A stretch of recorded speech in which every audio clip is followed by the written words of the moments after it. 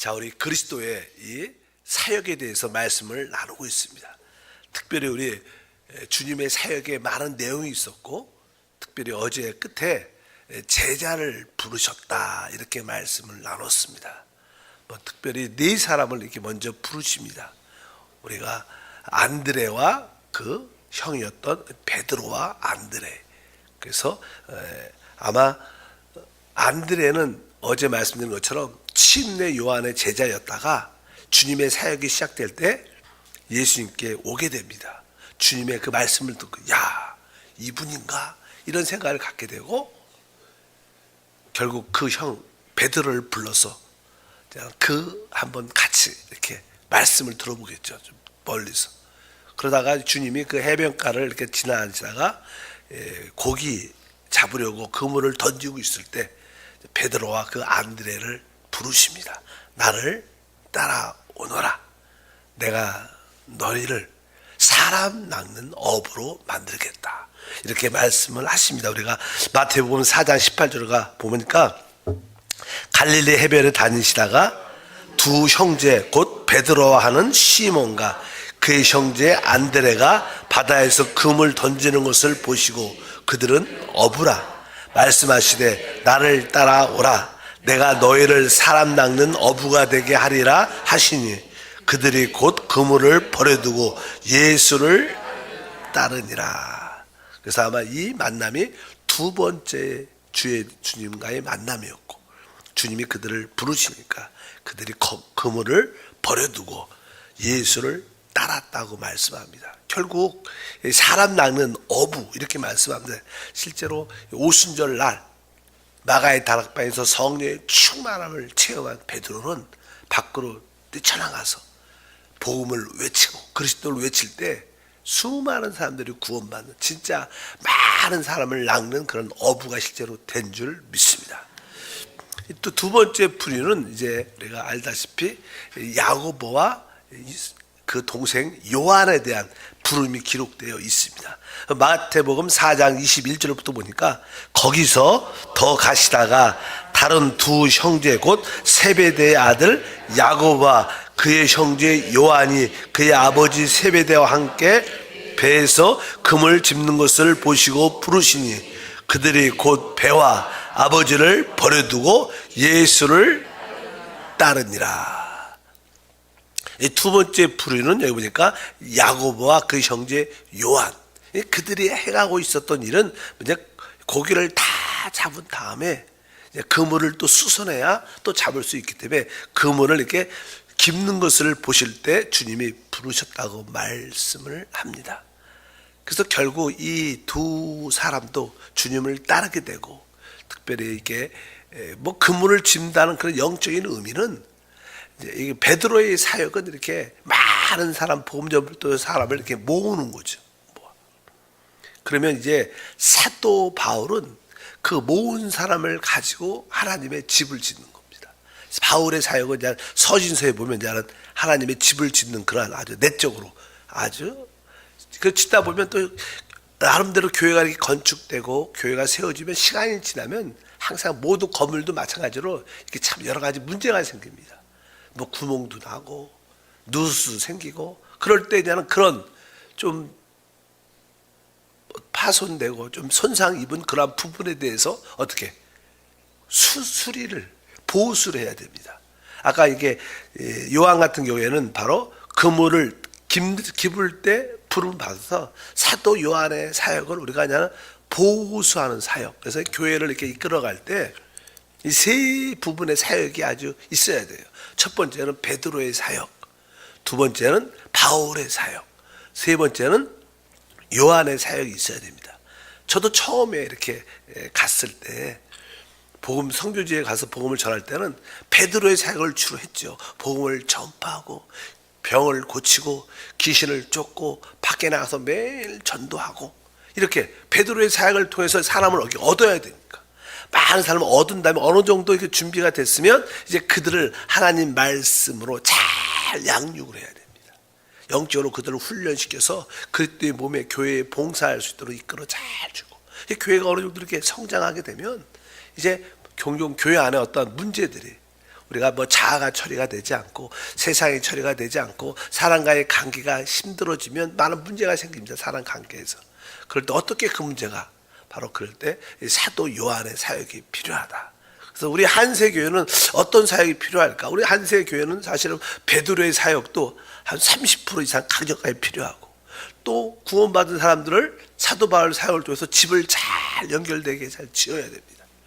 그러나 종교적으로 내적으로 어떤 문제를 갖는 사람도 많죠. 그럴 때 또 사도 요한의 생명의 사역을 통해서 그들을 회복시키고 이렇게 그냥 사역은 이렇게 세 큰 부류가 있다는 것을 우리가 알 수 있습니다. 어쨌든지 사도 요한은 그런 사역을 했다. 그래서 사도 요한 사역의 핵심은 바로 항상 마지막에 나타나죠. 마지막. 이 시대, 한국교회나 이 세계 이 마지막 시대는 사실 이게 사도 요한의 사역이 필요합니다. 왜? 많은 교회가 손상되어 있습니다. 우리가 주변에도 많은 교회들 이야기를 종종 듣잖아요. 교회마다 내적인 많은 문제들을 갖고 있어요. 뭐 담임 목사와 장로들의 관계, 또 성도들의 관계, 영적으로 빗나간 많은 문제들, 이단의 문제들, 교회 안에 많이 골마 터지는 것들이 참 많습니다. 그럴 때는 오직 보수하는, 다시 한번 생명이신 그리스도께 돌이키는, 내주하는 생명을 체험할 수 있도록 돌이켜야지만 그분만이 해결할 수 있습니다. 우리가 상처가 몸에 났다 그러면 어떻게 해? 사실 생명만 잘 이렇게 조심을 하면 자연적으로 치유되게 있어요. 몸의 상처를. 왜? 자체적인 생명의 정화 능력이, 회복의 능력이 원래 있어요. 근데 그 생명을 만지면 됩니다. 교리를 만지고 가르침을 만지면 회복이 안 됩니다. 더 말만 많고 문제가 많아요. 다시 한번 모든 사람들로 하여금 그 생명을 접촉하도록, 생명을 만지도록, 체험하도록 도와주면 자체 정화, 회복 능력이 함께할 줄 믿습니다. 그래서 성경의 마지막 사역은 생명의 보수의 사역이다. 그래서 요한복음도 복음서에도 맨 끝에 있고 서신서도 맨 끝에 요한 1서, 2서, 3서 끝에 있고 성경 전체 마지막도 뭐예요? 요한 계시록이죠. 그래서 이 마지막 시대 주님이 다시 올 때는 이 보수하는 사역의 필요성이 참 많다, 이렇게 말씀을 드릴 수 있습니다. 그리고 나서야 주님의 사역의 핵심은 아니지만 주된 사역은 이제 주님이 이 땅에 오셔서 사역을 시작할 때 유대부터 먼저 시작했기 때문에 유대인들을 먼저 구원하기를 원하셨습니다. 그래서 이제 그 유대인들은 결국 율법으로 인하여 유대 종교 안에 갇히게 됩니다. 원래 하나님의 성견으로 말미암아 하나님은 하나님이 택한 백성들에게 그리스도를 통하여 모든 축복을 누리도록 작정하셨습니다. 근데 그리스도가 이 땅에 오시기 전에 하나님이 택한 백성들을 보호해 줘야 돼요. 보호하기 위해서 그분이 오시기 전까지. 그래서 하나님은 하나님 백성들에게 뭘 줬어요? 율법을 주셨어요. 적어도 너희가 이러한 하나님의 계명을 지켜야 너희가 보호될 수 있고 지킬 수 있다. 사실 율법은 우리에게 생명은 주지 못하지만 우리를 지키고 보호할 수는 있습니다. 우리가 봉도 이렇게 큰 이렇게 강이 흘러 폭포가 있어. 폭포, 나이가라 폭포. 거기 보면 어느 정도 상류에 보면 어느 정도 이렇게 표시가 있어요. 이렇게 그 강 위에 더 이상 가지 마시오. 근데 뭐 위에 상류의 사람들이 이렇게 수영도 하고 배를 타고 가다가 근데 그 유속이 있기 때문에 어느 정도 이렇게 선을 딱 넘으면 돌이킬래도 돌이킬 수가 없고 그냥 폭포로 떨어져 죽을 수가 있죠. 그래서 어떤 나름대로 이렇게 표시가 있습니다. 표시등이 있어요. 여기 이상 가지 마시오. 위험합니다. 이것은 하나의 어떤 율법. 지켜주는 거예요. 여기를 가면 안 된다. 여기 가면 죽는다. 율법은 그런 거죠. 이러한 죄를 지면 죽는다. 조심하라. 그것은 뭐예요? 우리에게 생명은 주지 못하지만 우리를 지키고 보호할 수 있습니다. 하나님 그렇게 하나님의 백성을 그리스도가 오시기 전까지 그들을 지키고 보호하기 위해서 율법을 주셨는데 근데 그 율법을 하나의 종교로 만들었습니다. 종교가 유대 종교가 됐어요. 종교. 그래갖고 그것이 하나님의 백성 양들을 그 우리 안에 가두었어요. 뭐 사실은 우리가 양들을 키우다 보면 밖에서 그냥 방목하죠. 푸른 초장에서 물가에서 그냥 자유롭게. 근데 이제 저녁이 되고 또 어두워지고 날씨가 좋지 않으면 다시 그들을 어떻게 우리로 다시 집어넣죠. 보호하려고. 근데 그것이 율법이 우리 종교가 돼갖고 내보내주지 않는 거예요. 그 안에 갇혀 있게. 율법은 종교가 되면 우리를 가두고 우리를 아주 힘들게 합니다. 참된 자유가 없죠. 율법 안에는 참된 자유가 없습니다. 그래서 율법 신앙생활을 가진 사람은 교회 생활이 힘들어요. 자유함이 없어, 기쁨이 없습니다. 근데 주님께서 바로 그 잘못된 그 유대 종교 안에 있는 주님의 그 양들을 이끌어내기 위해서 오셨어요. 그래서 그를 불러내는 그런 이야기가 쭉 기록되어 있죠. 이렇게 말합니다. 요한복음 10장 7절과 9절에 그러므로 예수께서 다시 이르시되 내가 진실로 진실로 너희에게 말하노니 나는 양의 문이라. 내가 문이니 누구든지 나로 말미암아 들어가면 구원을 받고 또 들어가며 나오며 꼴을 얻으리라. 우리 주님은 사실 뭐랄까 양의 문이다 이렇게 말씀합니다. 그분이 출구고 입구입니다. 그분을 통해서 사실 그 안에 들어가기도 하고 나오기도 한다. 사실 주님이 오시기 전까지 그리스도를 통해서 하나님이 율법을 주셨기 때문에 일단 보호하려고 그 안에 들어가 있어라. 주님이 오시면 나와라 이렇게 하기 위해서 주님께서 내가 양의 문이다. 나로 말미암아 들어가면 구원을 받고 또 들어가면 나오며 꼴을 얻을 것이다. 그런데 그 양 우리에서 나오지를 못하게 하는 것은 주님께서 이제 오셔서 그리스도가 오셔서 양 우리에 갇혀 있는 그 양들을 어떻게 주님의 양들을 불러내는 거예요. 그래서 주님이 오신 줄 믿습니다. 근데 유대 종교들은 이거 양 우리 안에서 종교를 가지고 그들 지키고 있었거든요. 그러니까 막 그 양 우리를 이렇게 양 우리 안에 있는 양들을 주님이 어떻게 빼가려는 것처럼 보이는 거야. 그러니까 그들이 예수님을 핍박하고 반대하고 결국 죽이기까지요. 뭐 예수님을 죽인 자들은 실제로 뭐예요? 유대 종교죠. 종교가 사실 유대 종교가 예수님을 죽이는 사건이 결국 기록되어 있다고 말씀을 드릴 수 있습니다. 그래서 10장 3절에 말합니다. 문지기는 그를 위하여 문을 열고 양은 그의 음성을 듣나니 그가 자기의 양의 이름을 각각 불러 인도하여 내느니라. 그래서 이제 그리스도께서 주님의 그 양을 불러서 이렇게 인도해낸다. 그래서 사실 주님의 참된 양들은 주의 음성을 들을 수 있습니다. 여러분들도 다 주의 음성을 듣고 부름을 받아서 이곳까지 오신 줄 믿습니다. 그래서 우리는 그분의 부름을 받고 우리는 그분을 따라가는 자들이다 이렇게 말씀을 드릴 수 있습니다. 그분이 우리를 부르신 목적은 무엇인가? 우리에게 바로 그 하나님의 영원한 생명을 주기 위해서 우리를 부르신 거예요. 10장 10절에 기록되어 있죠. 도둑이 오는 것은 도둑질하고 죽이고 멸망시키는 것뿐이요 내가 온 것은 양으로 생명을 얻게 하고 더 풍성히 얻게 하려는 것이다. 주님이 오신 목적을 분명히 말하죠.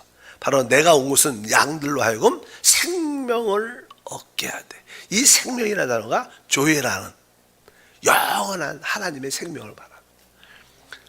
영원하고 파괴되지 않고 신성한 그 생명을 주님은 우리에게 주기 위해서 오신 줄 믿습니다. 하나님의 뜻은 바로 하나님의 자녀들, 하나님의 거듭난 하나님의 자녀들이 그 하나님의 그 영원한 생명을 마음껏 누리게 하는 것입니다. 영생을 갖도록. 그래서 바로 내가 온 목적은 바로 그 영원한 생명을 주기 위해서 왔다 이렇게 말씀하고 그 영원한 생명을 누리는 게 우리의 신앙생활인 줄 믿습니다. 그래서 이제 이 영원한 생명을 주기 위해서 오셨는데 어떻게 주시냐 이렇게 말씀합니다. 요한복음 10장 11절에 나는 선한 목자라. 선한 목자는 양들 위하여 목숨을 버리거니와. 우리 주님은 원래 하나님이자 사람으로 오셨기 때문에 그분 안에는 사람의 생명, 혼의 생명이 있었어요. 그러나 그분 안에는 또 아버지로밖에 왔기 때문에 아버지의 생명, 영원한 생명도 같이 그냥. 그분은 어떻게 두 인격, 특별히 그분 사람이자 하나님이니까. 그래서 그 하나님의 영원한 생명이 사실 그리스도 안에 갇혀 있는 거예요. 어떻게 보면 그렇잖아요. 그분 안에 그분이 생명이신 그분이 사람으로 오셨기 때문에 사람 안에 그 하나님의 생명 그리스도가 있는 겁니다. 그러니까 이 영원한 생명이 해방되려면 사람의 생명이 어떻게 해요? 끊어야지 그 생명이 해방될 수 있는 거예요. 영 안에 있는 생명이. 그래서 주님은 자기의 이 사람의 생명, 혼의 생명, 그 생명을 나는 버린다. 내 목숨을 버린다. 이렇게 말하는 거예요. 이 목숨이라는 단어도 헬라어로 생명이라는 단어입니다. 내 혼의 생명을 내가 버리면 영의 생명, 영원한 생명이 흘러나오는 거예요. 예수님이 왜 죽으셨어요? 뭐 우리의 죄값을 지불하기 위한 것이지만 또 하나의 의미는 그분 안에 있는 영원한 생명이 해방돼서 한 알의 밀알이 있는데 그 밀알이 땅에 떨어져 죽으면 또 생명이 일어나는 거예요. 그것처럼 그분 안에 영원한 생명이 있는데 그 생명이 우리 혼의 생명, 사람의 생명에 갇혀 있는 거예요. 그래서 사람의 생명을 진짜 버리면 진짜 생명이, 우리들도 마찬가지입니다. 우리들도 이 땅에 다 육신 안에 사람의 생명이 있고 구원받았으니까 영의 생명이 있습니다. 영의 생명이 살아나려면 우리 혼의 생명이 죽어야 돼요. 그래서 주님께서 나를 따르려면 자기를 부인해라. 자기를 부인하는 게 뭐예요? 내 생명, 내 인격을 부인하고 그리스도를 내 인격으로 삼아라. 그럼 우리에게 놀라운 하나님의 역사가 나타난다, 이렇게 말씀하신 줄 믿습니다. 그분 안에 있는 사람의 생명, 내 목숨을 내가 버린다. 그래야 뭐요? 주님이 우리에게 주고 싶어하는 그 영원한 생명을 주시는 줄 믿습니다. 그래서 그분의 죽음을 우리가 바로 우리를 구속하는 구속의 죽음이다 말씀해요. 그의 혼의 생명의 죽음은 우리를 구속하기 위한 죽음이었고 그 결과 영원한 생명이 해방돼서 우리 모두가 해방된 그 생명을 주 예수 이름을 부르면 다 얻고 누리고 체험하게 될 줄 믿습니다. 그런 자들은, 이제 거듭난 자들은 다 주님의 음성을 듣고 주님을 따르게 됩니다. 27절과 28절에 보니까 내 양은 내 음성을 들으며 나는 그들을 알며 그들은 나를 따르느니라. 내가 그들에게 영생을 주노니 영원히 멸망하지 아니할 것이요 또 그들은 내 손에서 빼앗을 자가 없느니라. 아멘. 그래서 성령의, 우리 주님의 음성이 성령을 통해서 우리에게 다 들렸습니다. 부르심이죠. 여러분도 주님의 그 작은 환경에서 또 내적으로 또 사람들을 통하여 그 하나님의 음성이 우리에게 들렸을 때, 아, 하나님이 나를 부르시는구나. 그걸 깨닫고 마음을 열고 주 앞에 나왔기 때문에 주님이 주시기 원하는 그 영생을 우리는 다 어떻게 얻은 줄 믿습니다. 바로 그분을 우리가 지금 따라 주님을 섬기기 때문에, 그분한테 그냥 돌아왔기 때문에 어떤 누구도 하나님이 주신 그 생명을 빼앗을 수 없다. 우리는 영원한 삶을 누리는 완전한 영원한 구원을 받은 줄 믿습니다. 바로 주님이 오셔서 바로 원래 유대인들, 특별히 유대인 양우리에 갇혀 있었던 그 유대인들 중에서 하나님이 택한 하나님의 양들을 불러내기 위해서 그리스도께서 오셨다. 그래서 주님은 그 유대 교회에서 그들을 구출하러 오셨기 때문에 유대 종교인들은 예수님을 그렇게 어떻게 핍박하고 싫어했고 대적했고 결국 예수님을 십자가에 못 박기까지 한 줄 믿습니다. 그래서 사실 이 세상에서 뭐 정치도 뭐 다른 것들도 불신자들도 그렇겠지만 진짜 무서운 것은 종교입니다. 종교는 참된 크리스찬들을 핍박하게 돼요. 여러분들이 예수를 제대로 믿는 사람을 핍박하면 여러분들은 종교를 가졌기 때문에, 그래서 이 종교가 진짜 무서운 것이어서 다시 한번 깨달아야 될 줄 믿습니다. 또 그 주님은 이제 그러면서 복음을 사역하실 때 이제는 뭘? 천국을 전파하십니다. 천국의 첫 번째 전파는 침례 요한이 회개하라, 천국이 가까이 왔다. 천국은 사실 하나님의 나라, 천국 하니까 뭐예요? 하늘 나라. 하늘 나라는 곧 뭐예요? 하나님의 나라고, 이것은 뭐예요? 하나님의 통치와 다스림을 의미합니다. 이제 하나님의 통치와 다스림이 이제 나타난다는 거예요. 이 땅에 온전히 이루어진 줄 믿습니다. 그래서 주님이 침례 요한에 이어서 복음의 첫 번째 메시지가 마태복음 4장 17절에 기록되어 있죠. 이때부터 예수께서 비로소 전파하여 이르되 회개하라, 천국이 가까이 왔느니라 한시라. 이제 하늘의 통치, 하나님의 통치가 이 땅에 진짜 일어난다는 거예요. 그래서 사실 진정한 하나님의 통치는요, 우리 안에서부터 일어나게 되어 있어요. 외적인 어떤 통치가 아니라, 우리는 그런 개념을 많이 가는데 사실 하나님은 바로 주 예수의 그 복음 그리스도의 자신을 생명이시로 우리 안에 주신 거예요. 그래서 우리가 하나님 나라에 들어가려면 거듭나야 되는 거예요. 물과 성령으로 거듭나야 할 나라를 볼 수 있고 들어갈 수 있는 거예요. 그러니까 이 하나님의 나라, 천국의 실제는 뭐예요? 바로 우리가 거듭남입니다. 거듭남은 뭐예요?